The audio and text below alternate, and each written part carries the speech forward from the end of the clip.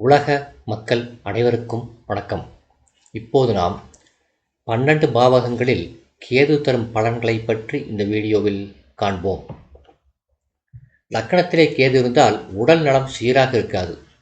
லக்கணத்திலே கேது நல்ல பலன்களை பொதுவாக தருவதில்லை.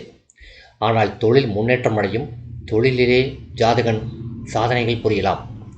2ஆம் இடத்திலே கேது இருந்தால் ஜாதகனின் பேச்சு நன்றாக இருக்காது. குடும்ப வாழ்க்கையும் சிறப்பாக அமையாது.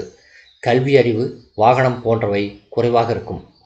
3ஆம் இடத்திலே கேது இருந்தால் நல்ல பலன்கள் கிடைக்கும். அசுப பலனை தர வாய்ப்பில்லை. 4ஆம் இடத்திலே கேது இருந்தால் தாயார், வீடு ஆகியவற்றில் சிரமமான பலன்தான் நடக்கும்.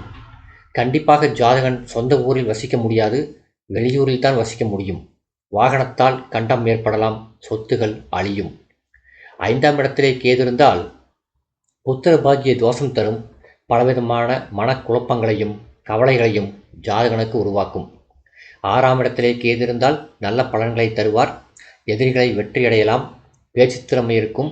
3ஆம் இடத்திலே கேது சிறப்பான பலன்களை தருவது போல 6ஆம் இடத்திலேயும் சிறப்பான பலன்கள் தருவார்.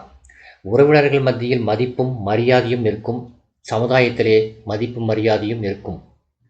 7ஆம் இடத்திலே கேது இருந்தால் தண்ணீரால் கண்டம், பயணத்தில் இடையூறுகள், சிரமங்கள், ஆபத்துகளை சந்திக்க நேரிடும். திருமணம் தாமதமாகும். விரும்பிய பெண் கிடைக்க மாட்டால். இல்வாழ்க்கை சுகமும் சிறப்பாக இருக்க வாய்ப்பில்லை. 8ஆம் இடத்திலே கேது இருந்தால் ஆயுள் பங்கம் ஏற்படும். உடலிலே புண், நோய் ஏற்படும். சதா ஏதாவது ஒரு கெடுதல் ஏற்பட்டு கொண்டே இருக்கும். அந்த 8ஆம் இடம் மேசமாகவோ ரிஷபமாகவோ இருந்தால் ஓரளவுக்கு நல்ல பலன்கள் கிடைக்கும். 8ஆம் இடம் மிதுனம், கன்னி ராசிகளாக அமைந்தால் வாலிப பருவத்திற்கு பின்னாலே நல்ல பலன்கள் கிடைக்கும். இளமையில் நல்ல பலன்கள் கிடைக்க வாய்ப்பில்லை. 9ஆம் இடத்திலே கேது இருந்தால் இறை வழிபாட்டை அதிகப்படுத்துவார். கோயில், புனித யாத்திரைகளை ஜாதகர் அனுபவிப்பார். ஜாதகர் மகிழ்ச்சியாக இருப்பார். மன அமைதியும் கிடைக்கும். 10ஆம் இடத்திலே கேது இருந்தால் வாகனத்தில் கண்டங்களை ஏற்படுத்துவார். தந்தையாரின் உடல் நலத்தை கெடுப்பார். 10ஆம் இடத்திலே கேது நல்ல பலன்களை தராது. 11ஆம் இடத்திலே கேது இருந்தால் நிறைய அதிர்ஷ்ட வாய்ப்புகளை ஏற்படுத்தி தருவார். அதிகமான வருமானத்தை ஏற்படுத்தி கொடுக்கும். எல்லையில்லாத மகிழ்ச்சியை ஜாதகர் அனுபவிப்பார். 12ஆம் இடத்திலே கேது இருந்தால் விரயத்தை அதிகமாக ஏற்படுத்துவார். பாதத்தில் உபத்திரவத்தை ஏற்படுத்துவார். கால்வலி, இடறி விழுதல், வீக்கம், காயம் போன்றவற்றை ஏற்படுத்துவார். பணம் தங்காது. இல்வாழ்க்கை சுகம் ஜாதகருக்கு கிடைக்காது. அதில் ஜாதகருக்கு ஈடுபாடும் இருக்காது, விருப்பம் இருக்காது. இல்வாழ்க்கை சிற்றின்ப சுகத்தில் ஜாதகருக்கு விருப்பம் இருக்காது. பொதுவாக ராகு கேது தனியாக ஜாதகத்தில் இருக்கக்கூடாது. ஏதாவது ஒரு கிரகத்துடன் இணைந்திருந்தால்தான் அது கெடுபலனை குறைக்க வாய்ப்பிருக்கும்.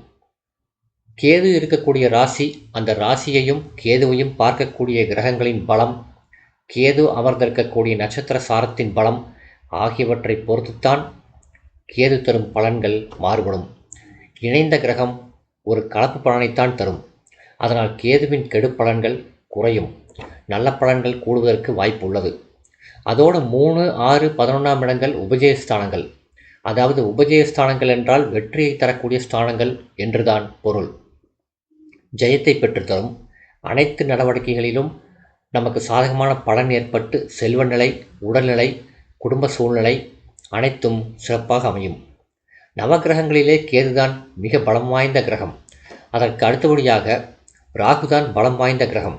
எனவே இந்த பலம் வாய்ந்த கிரகம் ஒரு சுபகிரகத்தின் இணைவையோ, ஒரு சுபகிரகத்தின் வீட்டிலேயோ, ஒரு சுபகிரகத்தின் பார்வையிலோ அமர்ந்திருந்தால் மேலே சொன்ன நல்ல பலன்கள் அனைத்தும் நடக்கும்.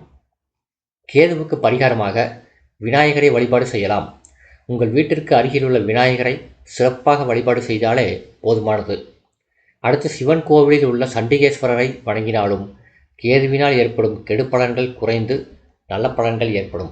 இந்த வீடியோ உங்களுக்கு பிடிச்சிருந்தா லைக் பண்ணுங்கள், ஷேர் பண்ணுங்கள், சப்ஸ்கிரைப் பண்ணுங்கள். நன்றி.